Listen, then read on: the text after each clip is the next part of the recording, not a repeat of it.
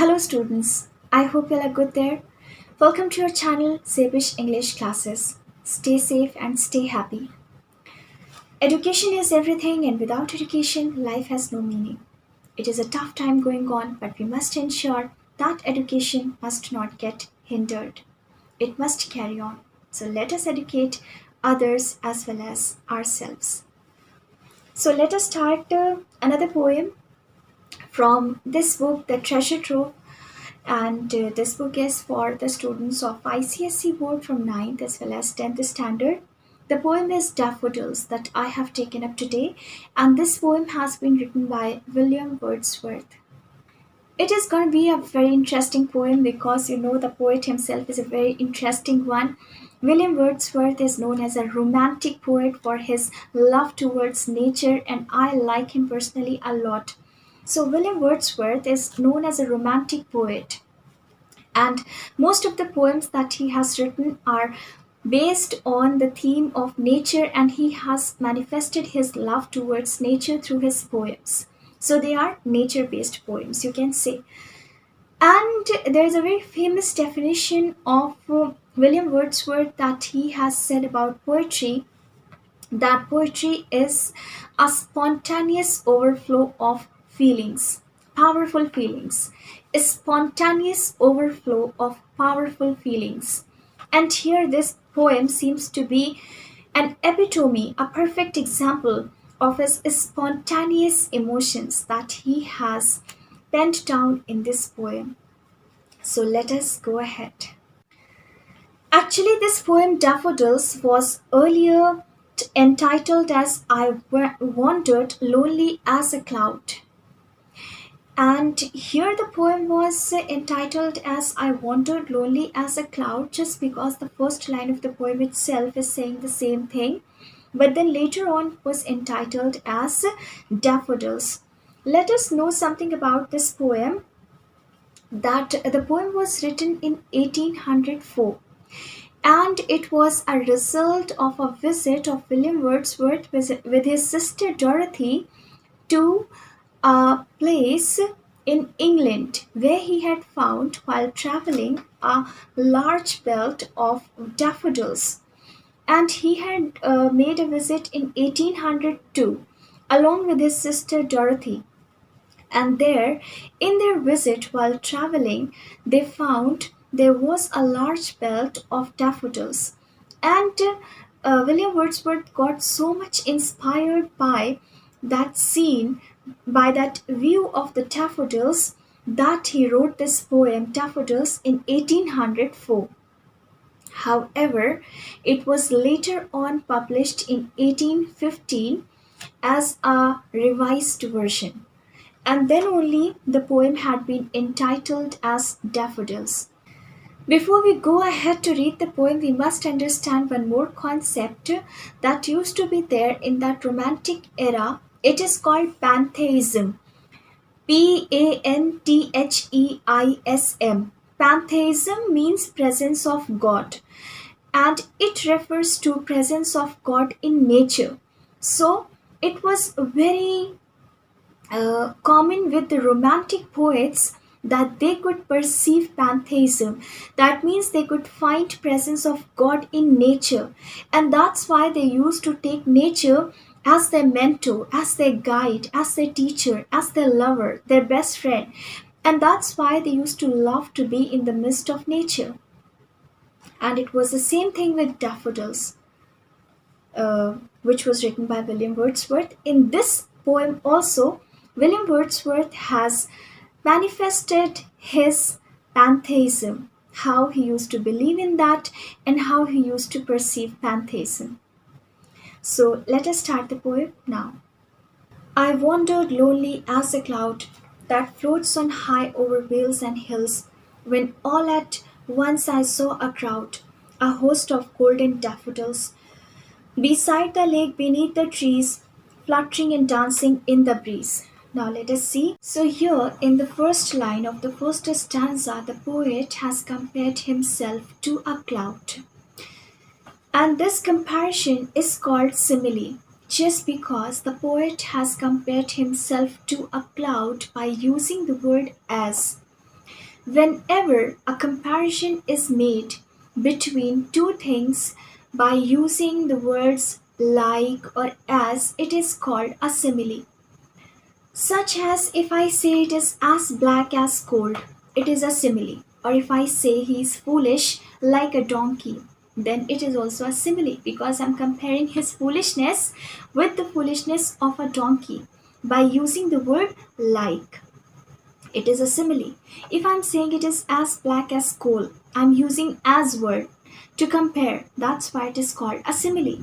So whenever a comparison is made by using the words like or as, it is called a simile. And since here in this line we see that the poet has compared himself to the cloud by using the word as, it is a simile here. So the poet is saying that he was wandering lonely as a cloud. Now here we must get this hint of the word lonely. That means the poet was kind of sad or upset and he was feeling lonely while wandering as a cloud that floats on high over vales and hills. Now here the poet is talking about those clouds that float on high over vales, valleys and hills. So like those clouds, the poet was also wandering in that area over the valleys and hills. So here we see that in this line the poet has also given you the picture of a landscape in the midst of which he was present at that point of time.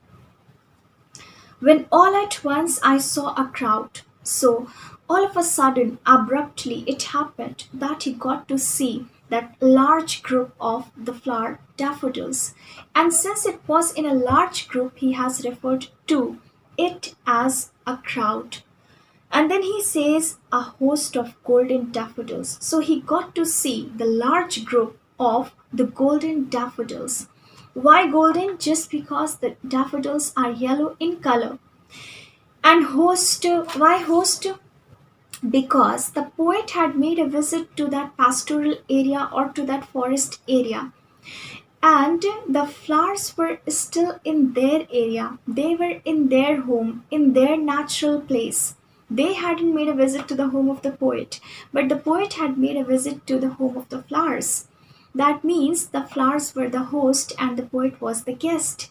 So this is how they were the host, those golden daffodils. That means the yellow color flowers. Beside the lake, beneath the trees, it is describing you the position of those flowers. They were located beside the lake and under the trees, fluttering and dancing in the breeze. Now, in this line, there is a figure of speech used called personification because we never say that the flowers are dancing. We say that the flowers are moving. They can move due to breeze or wind, but they don't dance. But here, in the perspective of the poet, the flowers were dancing. So the poet perceived the movement of the flowers as their dancing. That means expressing joy, happiness, felicitation, and celebration. It was the perspective of the poet. So we see that the poet perceived their movement, their fluttering due to the breeze. Breeze is moving air. So because there was a moving air, the flowers were moving, they were fluttering, and their fluttering and movement was perceived as dancing of the flowers by the poet. Just because we have already discussed that poet could perceive pantheism in nature. So he saw them dancing. And because the poet has used this word dance for the flowers, and this dancing is a characteristic of a person, and here the poet has used this characteristic of a person for the flowers. It means flowers have been treated as a person, they have been personified, and the figure of speech is personification. So, also we need to understand that while personifying the flowers, the poet has given you this characteristic of a person about them, that they are dancing, and this word dancing is always associated with joy, happiness, and excitement. One dances only when one feels joyful, happy, and excited, or is going to celebrate something. That means the flowers are happy, they are joyful, they are celebrating something. Now, the question arises, what are they happy for? What are they trying to celebrate? And this is not given as an answer anywhere in the poem, but I'm telling you. The flowers are happy, they are celebrating. In the perspective of the poet, they are celebrating their creation, their existence in the universe. They are happy being created by God. They are showing their gratitude to God by being joyful, by dancing in this manner.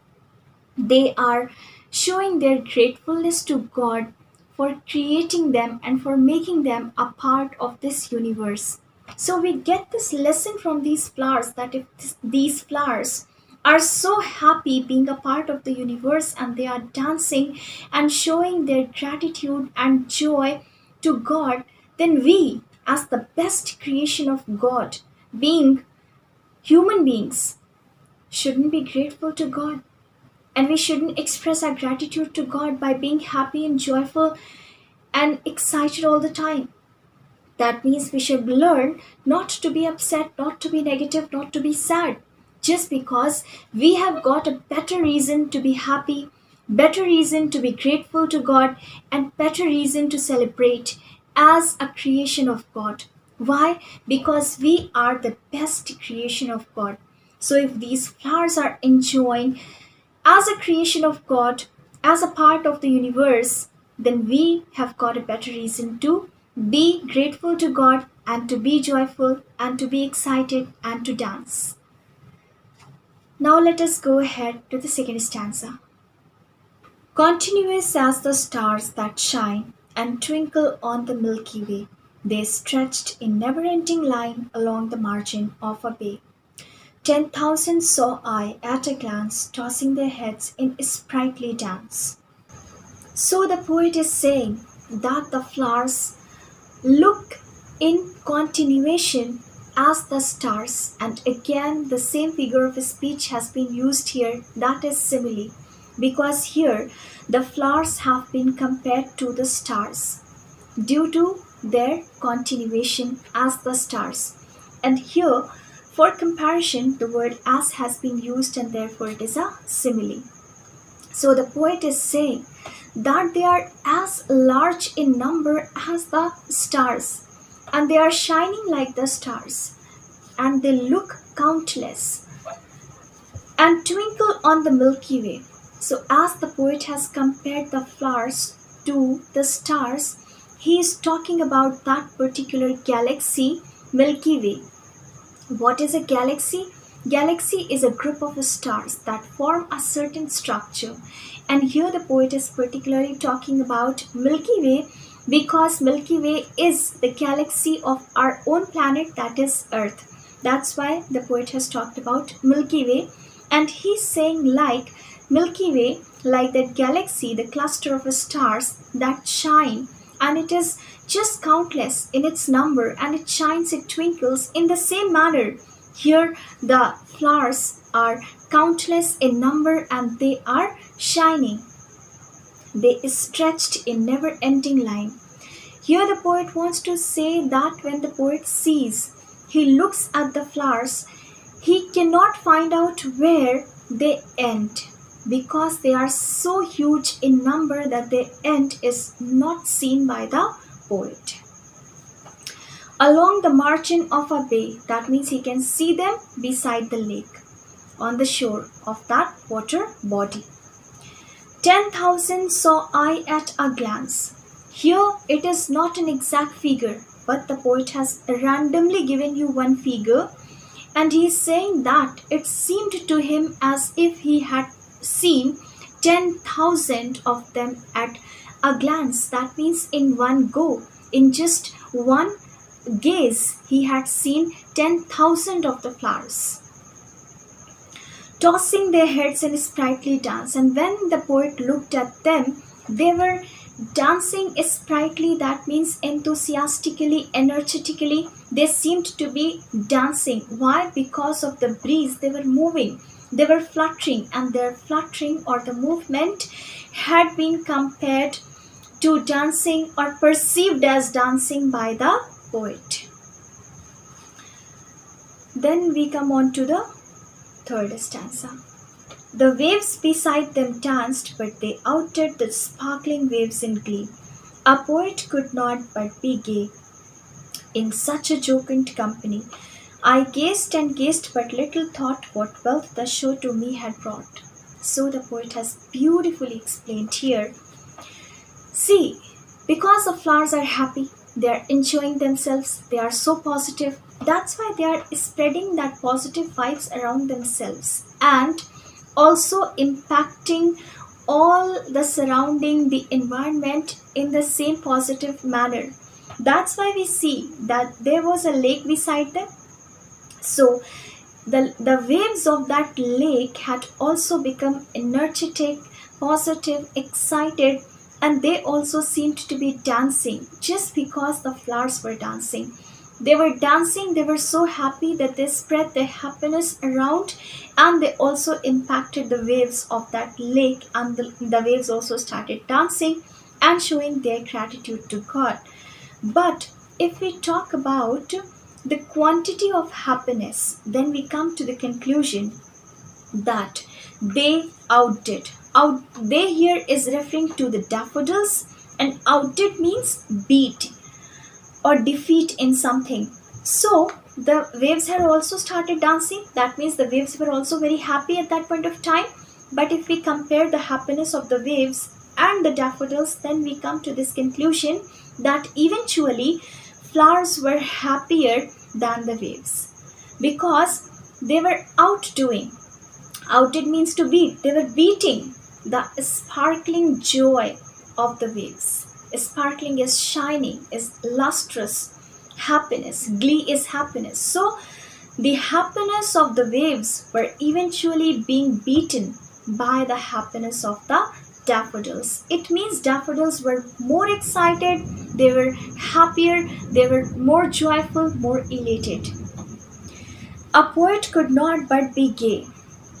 And seeing that picture, the poet couldn't control himself from feeling happy, couldn't keep himself from being happy. Gay is happy here.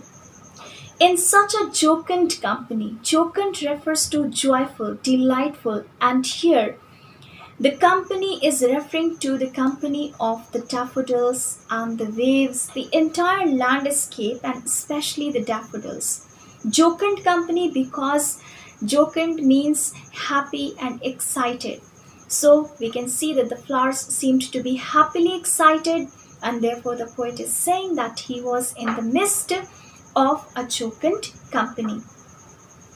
I gazed and gazed, but little thought.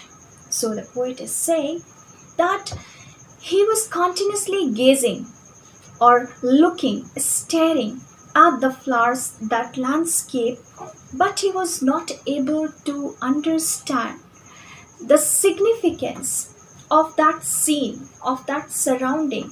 He was thinking that this surrounding is probably very, very precious to me, is much more precious than any materialistic thing, anything that has got some physical entity, that has got some physical structure or physical entity. So he was thinking that this scene, this surrounding, this environment is so jocund that it is giving me some precious wealth. And wealth here is a very important term for us to understand. In general, what we perceive wealth as is in the form of a money, or it is in the form of some physical entity. But here, it is not at all referring to anything materialistic or money, but it is referring to abstract ideas of happiness, optimism, love, elation, joy, positivity. All these abstract emotions are being referred to as wealth here in this line. So the poet is saying that this environment of this landscape, and especially these joyful flowers, are giving me precious wealth. And let's go ahead now. For oft, when on my couch I lie in vacant or in pensive mood, they flash upon that inward eye which is the bliss of solitude, and then my heart with pleasure fills and dances with the daffodils. So, here in the last stanza, the poet has told you why he had perceived that environment as wealth for himself, just because. For also means because, oft means often, Icse. Because often it happens when he comes back from that pastoral area, from that forest area, from that natural place to a city side, to his building, to his home, to his room. When on my couch I lie, when he is lying on his couch, all alone, in vacant or in pensive mood. Vacant is feeling alone, empty, something depressing. Pensive is again depressing, sorrowful, sad, gloomy. When the poet is lying in his couch in that sad mood, and all of a sudden it happens that they flash, they refers to the daffodils. Flash means they turn up. That inward eye. So they flash in front of that inward eye. Now, what is an inward eye? Inward eye refers to the third eye or the eye of imagination. Third eye is that eye which is not seen by anybody but which can see something even that cannot be seen by the physical eyes, by these two eyes. So third eye is the eye of imagination or the inward eye. The poet is saying that all of a sudden the flowers appear in front of his inward eye. That means he can see those flowers through his imagination, imaginative eyes. And as soon as the flowers appear to his imaginative eye, he can feel the bliss of solitude. Bliss is extreme level of happiness. It seems to him as if this scene, these flowers are the blessing to him while being alone, while being upset and sad, when there is no one around to help him overcome his sadness, when there is no one around to make him feel better, to console him. And then it happens that those faithful, loyal flowers appear to his inward eye and give him that blessing in that loneliness. And all of a sudden changes his mood from pensive to happiness. And then my heart with pleasure fills. And all of a sudden it happens, consequently, that his heart gets filled with pleasure or happiness and excitement. And he begins to dance with those daffodils. He gets happy. So this was the last stanza. I hope you understood it. Now very quickly let us understand the gist of all these stanzas. The first stanza was all about the description of the poet wandering as a cloud, lonely in that landscape, in that natural area, pastoral area, in the midst of nature. And then the poet all of a sudden got to see the group of the daffodils that seemed to be dancing to him while they were fluttering due to the breeze. Then in the second stanza, he compares the flowers to the stars because they are huge in number, countless, and they are shining like the Milky Way. When the poet looks at them, he is not able to count them, but he just gives a figure randomly that he probably saw 10,000 at a glance or in one go. Then in the third stanza, the poet is comparing their happiness to the happiness of the waves. He means to say that the flowers are so happy, they are so excited that they are dancing in excitement. And because of their dance and excitement, even the waves beside them had started dancing and showing their happiness or mirth. But then, if we compare the happiness of the waves of that lake to the happiness of the flowers, then we come to this conclusion that flowers are eventually happier than the waves. just because the waves are dancing or showing their happiness as a result of the impact of the happiness of those flowers. And also, we must know that the flowers are dancing. It is perceived by the poet that the flowers are dancing. So the question arises why they are dancing. It is because they are enjoying themselves, they are enjoying their existence in the universe, that they are a part of the universe and that they have been created by God. So they are enjoying to be created by God, and which gives us a better reason to enjoy our lives and to be happy and positive in lives. Then the poet says that the environment, that nature, had actually given him wealth in the form of optimism, happiness, love, positivity, and it was not at all something materialistic but abstract. So that wealth had been acquired by him in the midst of nature. That was discussed in the third stanza. Then we come on to the last stanza, when he says why he had considered that environment, that scene, as a wealth for himself, just because when he comes back to the city side and he is back to that building, to that home, in his room, all alone, lying in his couch, feeling empty, lonely again, and very sad, then it happens that the faithful, loyal nature appears up in front of his imaginative eyes, and it gives him the same amount of happiness that he had acquired while having a glance of them in the midst of nature. So the flowers appear to his imaginative eyes, and when they appear, they give him that blessing in that loneliness, and that blessing fills his heart with happiness all over again, and he feels like dancing with those dancing daffodils. So that was the last stanza. I hope you understood the poem well. Please tell me and give me your feedback in the comment section. Thank you for watching.